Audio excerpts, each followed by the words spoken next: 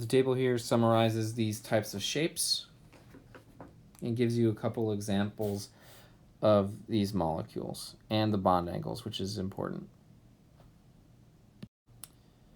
Section 9 is polarity of molecules and intermolecular forces.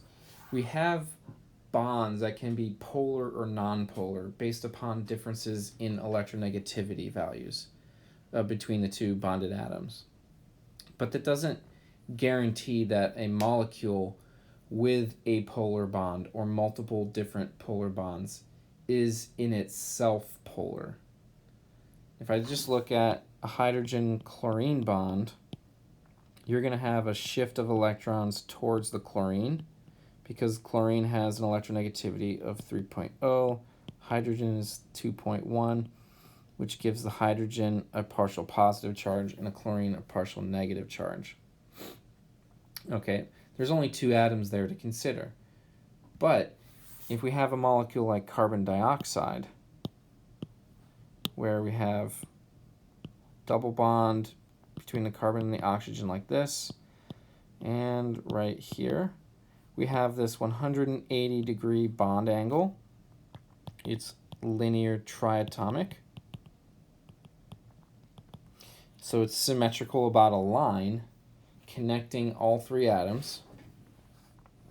You're going to have a dipole moment going towards the left, and you're going to have a dipole moment going towards the right. Carbon is 3.5, I'm sorry, oxygen is 3.5, carbon is 2.5.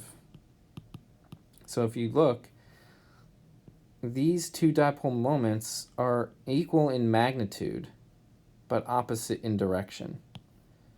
You'd have a partial negative on each oxygen, partial positive on the carbon, but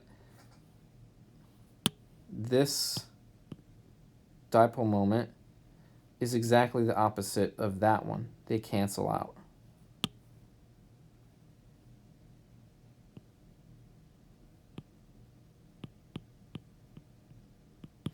Molecules that either contain no polar bonds or the dipole moments all cancel out due to symmetry are nonpolar.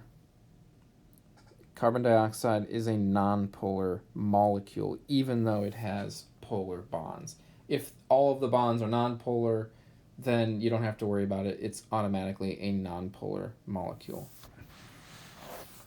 Another example would be carbon tetrachloride or tetrachloromethane.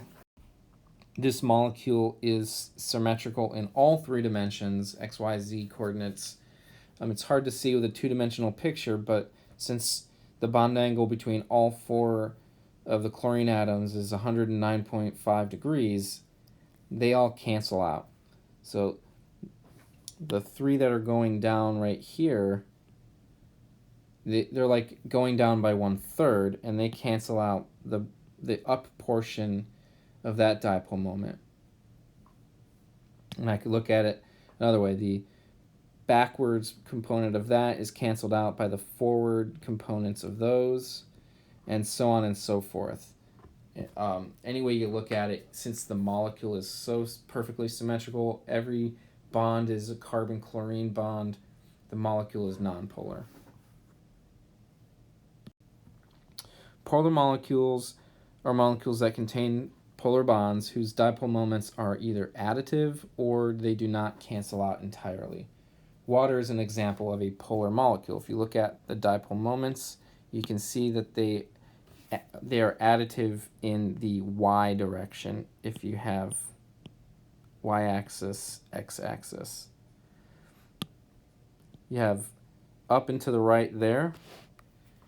You have up and to the left right there. Now, since they're both oxygen-hydrogen bonds, if I zoom in on this, we have right here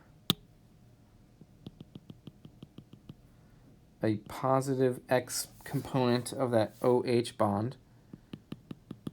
We have a positive Y component of that OH bond.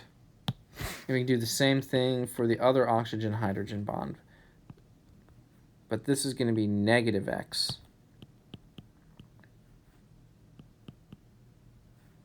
And we also have positive y. So we have y plus y equals 2y, but x plus negative x is going to equal 0. So the net dipole for this entire molecule goes directly up and looks like this.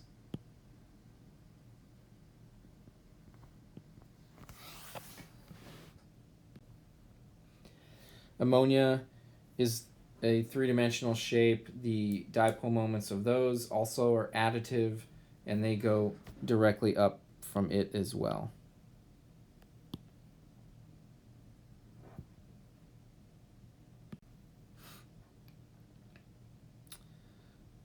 Fluoromethane, CH3F, is polar because you have this 4.0 electronegativity there. You've got 2.5 for the carbon, 2.1s for each of these.